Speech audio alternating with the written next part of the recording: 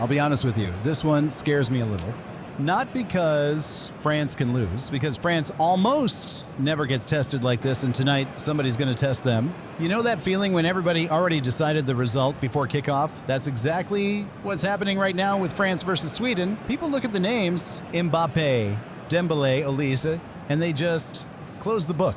Match over, they say. Don't watch. And that, right there, that's the kind of thinking we don't do here. Because football doesn't care about your FIFA ratings, man. It never has. Let's talk about why France actually deserved the hype, though, not just because the names look nice on paper. 3 group games, 3 wins. Senegal, Iraq, Norway gone. 10 goals along the way, 10. And that front 3, Mbappe, Dembele, Olise, analysts are calling it maybe the scariest attacking trio left in this whole tournament. Deschamps already came out and said it too. France are not going to sit back and protect a result. They're going to keep attacking even now, even in the knockouts. Here's the side France will go with. Mike Maignan begins in goal. William Saliba starts with Dayo Upamecano in central defence. Adrien Rabiot starts alongside Aurélien Tchouameni in the centre of midfield. And handed the task of playing up front today is Kylian Mbappe. One change, though. Thuram's out, injury, so look for Digne and Barcola coming in on that left side. More balance, more width. Now Sweden, everybody's writing them off, but don't.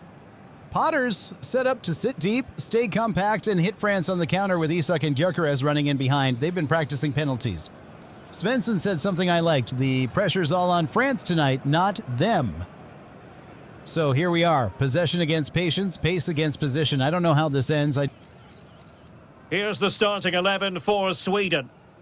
Well, it looks like they're going to play in a 3-4-3 formation, but without wing-backs. So although they might have an overload in midfield, they will be vulnerable to any switches of play by the opposition. That tells you something about how this team is thinking already. Even Potter admitted it. Finding cracks in France is hard. And away we go. The first half. Well-timed challenge. That was a goal-saving challenge, no doubt about that. Might it be Mbappe? In it goes, an early goal. No wonder they're celebrating.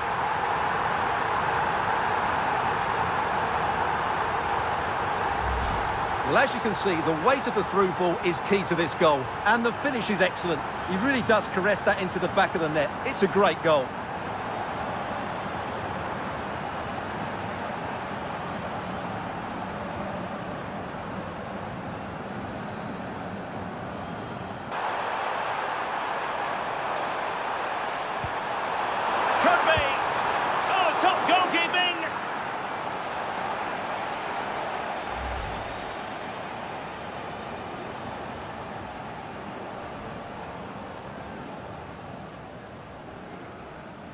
In the way of that cross. Dembele with the cross. And the keeper able to hold on to it. Mbappe. And threaded through by Mbappe. Oh, that is a super save. Well, he had to finish that, but credit to the goalkeeper. That's a brilliant stop.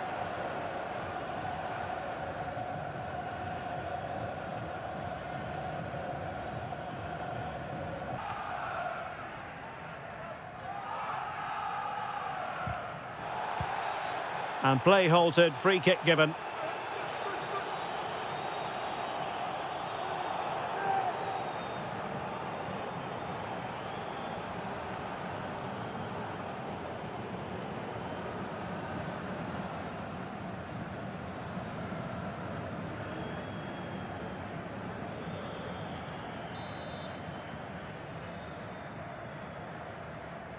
Mbappe tries his luck.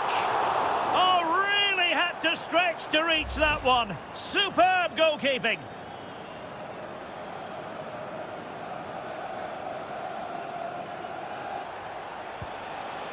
Elanga. And fed forwards.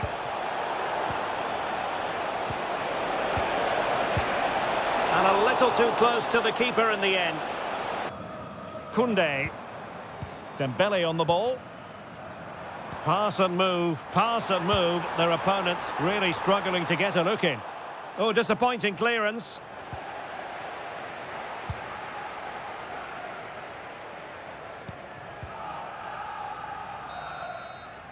And so there it is. The first half has come to an end here at the Orange Velodrome. This 1-0 score is lying to us a little bit. If you only look at the scoreboard, you'd think France just walked through this half. They didn't.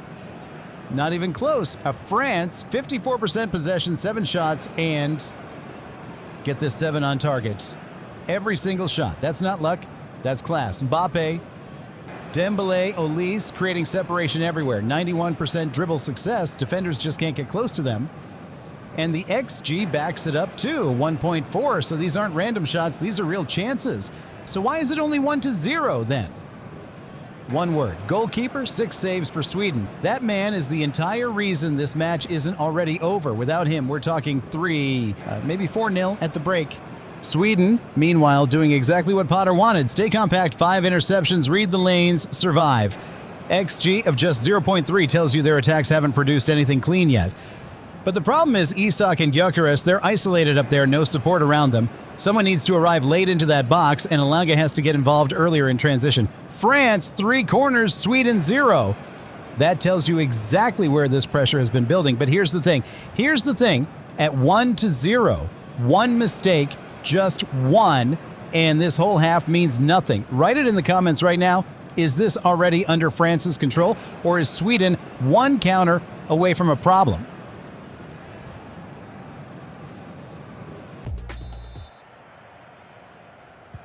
And off we go again. The second half has begun. Can he put it away? Could have ended up being a goal. Yeah, you're right. They broke at such a pace. That's hard to defend against. Now, who can he play it to? Could be a chance to break. And let's give credit to the defending. Isak. Well, this could really help the cause. This could be the equaliser. And it's in! All square again. What a match this is turning out to be.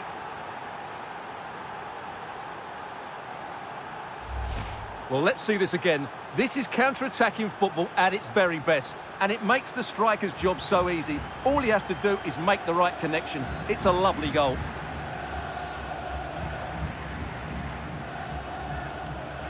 Theo Hernandez. Referee intervening. Mbappe tries his luck. Well, not quite the tantalising free kick he was hoping for. Goalkeeper's ball. Well, they've decided to make a change.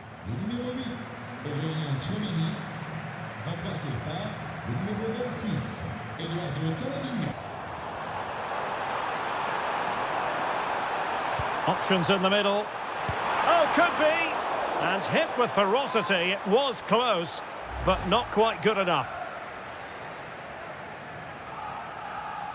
Could pose a threat on the counter.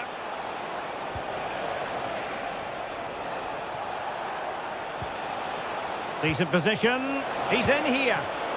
Oh, a wonderful save under the circumstances. Well, he's just stopped his team from losing this game, probably. What an important save that is.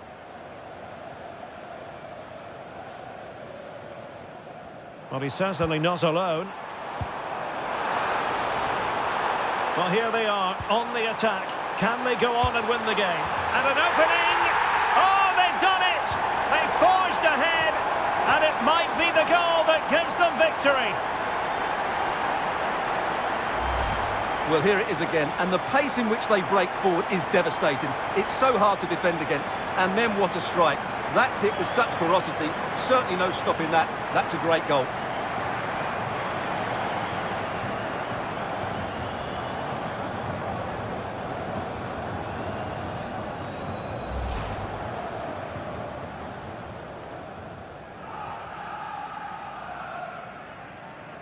Now, maybe room here for the counter-attack. A really good pass. Rabiot, immaculate placement. And there it is! 2 goals in a matter of minutes! Incredible stuff! Play, and just look how quickly they break forward once they win the ball back. And Dembele's finish gives the keeper no chance. He hits it with such venom. Karlström. Nice looking move this. Gives it a go. It's all over, and Sweden have lost this game. That's the sad news from their point of view. So why did France win in the end? Because they didn't just sit on the lead after halftime, they kept coming. 93% dribble success. Mbappe, Dembele, Olise just constantly finding the gaps, stretching that back line until something gave. Tchouaméni and Rabiot doing the quiet work in midfield, making sure Sweden's counters never turned into real panic. Sweden, to be fair to them, they're not dead here. The goal proves that. But Isak and Gyökeres were too isolated all night. Ilanga's pace never really got used early enough. Too much defending right on top of their own box, and against this France team, you simply cannot keep giving them clean looks at goal. My player of the match, Mbappe.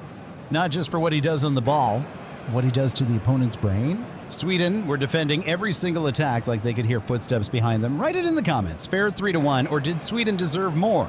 And tell me your player of the match. I went Mbappe, but I won't argue with anyone picking that goalkeeper. If you're enjoying this simulation series, leave a like. It genuinely helps. And subscribe if you want more World Cup 2026 simulations, because this tournament's about to get a lot more dangerous. France move.